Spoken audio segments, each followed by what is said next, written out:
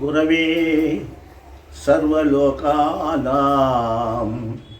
విషజే భవరోగిణాం నిధయే సర్వవిద్యానాం శ్రీ దక్షిణామూర్తయే నమః. శ్రీ దక్షిణామూర్తయే నమః.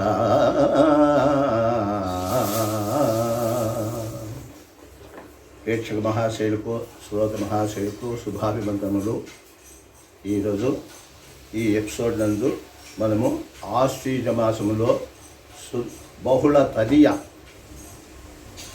అంటే 9-10-2025 తేదీలు గురువారం నాడు జరిగేటువంటి వ్రతాన్ని గురించి మనం తెలుసుకున్నాము.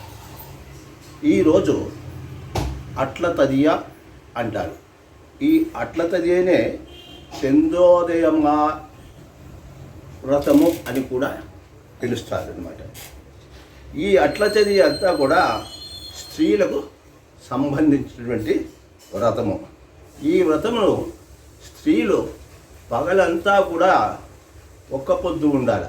అంటే భోజనం చేయకుండా పాలు పండ్లు తీసుకొని రాత్రి చంద్రోదయం అయ్యే సమయంలో ఈ అమ్మవారి వ్రతములు చేసుకొని ఆ తరువాత వాళ్ళు భోజనం చేయవలసి ఉంటుంది. ఒక్క పొద్దు విడవలసి ఉంటుందన్నమాట.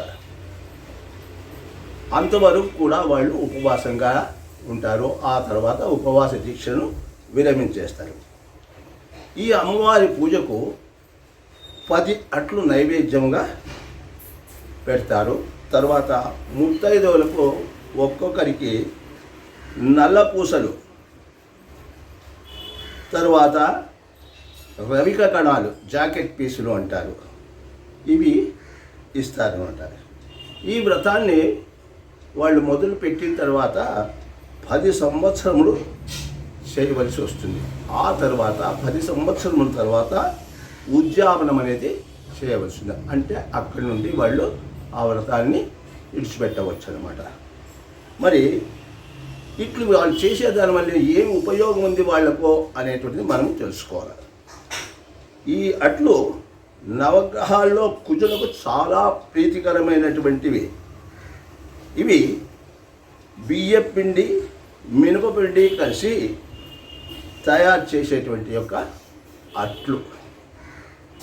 కుజునకు ప్రియమైన అట్లను అమ్మవారికి నైవేద్యం చేసేదాని వలన స్త్రీలకు రథోదేశము అంటే గర్భస్రావాలు, గర్భదోషాలు ఇవి కలగకుండా వాళ్ళ జీవితంలో సాఫీగా, సంతోషంగా, అనుకూలంగా జరిగిపోతాయి అన్నమాట. అంటే ఋతు సంబంధమైనటువంటి దోషాలన్నీ కూడా వీళ్ళకు తొలగిపోతాయి అన్నమాట. ముఖ్యంగా వాళ్ళకు ఆ దోషం అనేది లేకపోతే వాళ్లకు ఆరోగ్యము, జీవితము కూడా బాగా ఉంటుంది. అందుకోసమే ఈ యొక్క అట్ల తద్ది నాడు ఈ వ్రతాన్ని చేస్తారనమాట.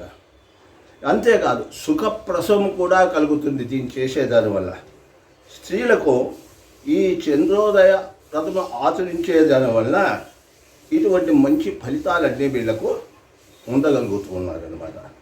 కావున స్త్రీలు రేపు 9-10-2025 తేదీలో గురువారం నాడు ఈ వ్రతాన్ని మొదలుపెట్టి 10 సంవత్సరములో ఆచరించి గౌరీదేవి యొక్క అనుగ్రహానికి పాత్రులయ్యి వాళ్ళ జీవితము సుఖ సంతోషాలతో ఆనందమేముగా పుత్ర సంతానం కలిగి సుఖంగా ఉంటారని ఆశిస్తున్నాం. ఓం స్వాస్తి.